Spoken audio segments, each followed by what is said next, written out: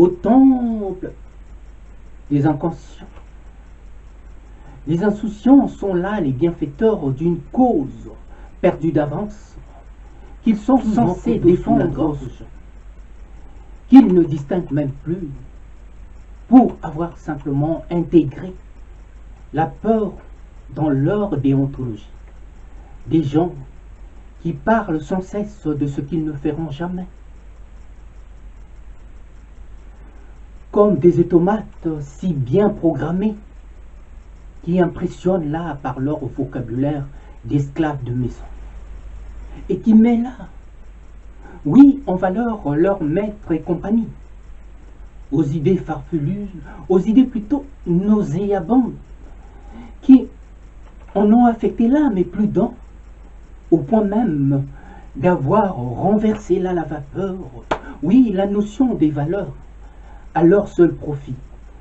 Des idées aussi nauséabondes d'un Congo plus que malade, de ces élites, de ces politiciens, les mêmes qui hier battaient là pavé ensemble au nom de la dite démocratie et d'un état de droit.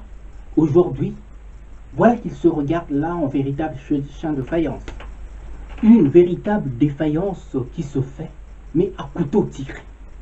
Comme si le ciel, mais l'heure était tombé là-dessus. Alors que tout tendait vers la normalité, vers le changement, oui, je disais, vers la normalisation d'un état de droit.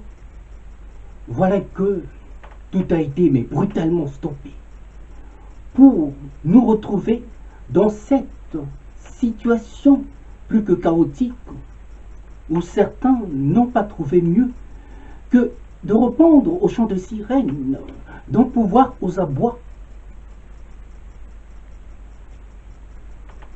digne d'un navire en perdition, en plein océan Pacifique, sans avoir rien de pacifique. Et malheureusement, qui n'avait rien de pacifique, juste un pouvoir en mal d'éthique, qu'une fois de plus allait la briller par ces vilains tours de passe-passe, qui sont là des véritables coups tordus, qui allaient crucifier la démocratie sous le nez et la barbe de la dite communauté internationale.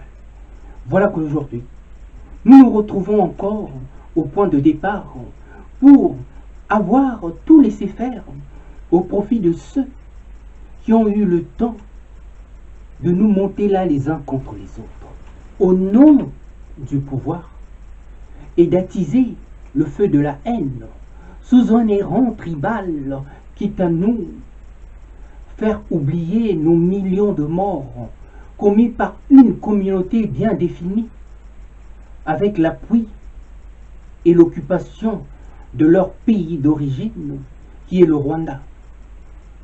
Ce qui est connu de tous, et nous le dénoncions clairement et ouvertement sans embâche, en n'en déplaise à nos détracteurs.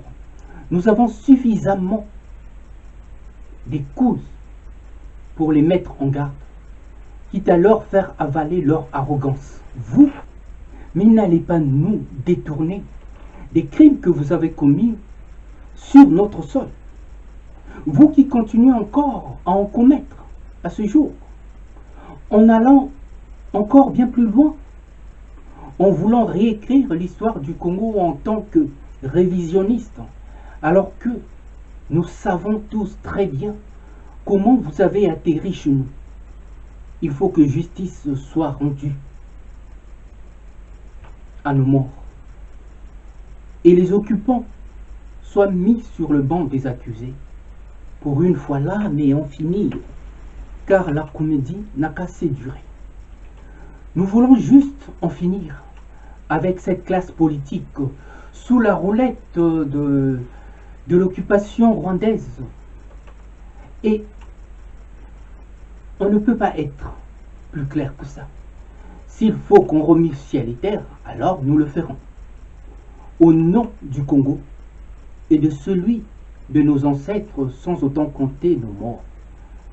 La récréation n'a qu'assez duré. Toutes les expérimentations criminels ont été essayés à ciel ouvert au grand laboratoire qui est devenu la République démocratique du Congo, à l'image de ce que furent les fours crématoires au camp de concentration d'Auschwitz en Pologne, que j'ai eu à visiter à mon plus jeune âge. Ceux qui nous ont envolés, en soutenant-la et en accompagnant cette occupation rwandaise, ferait mieux pendant qu'il est encore temps de battre l'un en brèche. Car nous, Congolais, nous sommes simplement fatigués de tout ça, de nous voir tant maltraités et humiliés à longueur de journée sur notre propre sol. Par ces forces du mal, oui, par ces forces occultes et leur tête de pont, représentée par le régime de Kigali. Nous voulons simplement en finir, même si la communauté internationale nous a tourné le dos. Juste une question de tirer profit de nos richesses.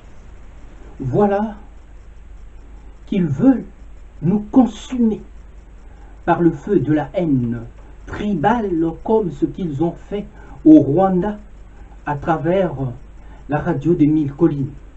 L'idéal du Congo, vous savez, a toujours été le même. L'unité de la nation congolaise avant toute autre chose ou avant toute autre considération, qui est là la preuve de notre amour dans la paix. Plus question, oui, plus question de faire confiance à l'aveugle, comme des bons naïfs qu'on embrouille pour si peu. Oui, on n'a pas besoin de voir tous ces trublions venir à notre rescousse, soi-disant pour nous sortir de cette crise que nous n'avons jamais souhaitée, alors qu'ils en sont les instigateurs. Même Dieu lui-même, vous savez, ne revient toujours pas de voir ce dont certains Congolais ont été capables que pour l'appât du gain. À bon entendeur, salut.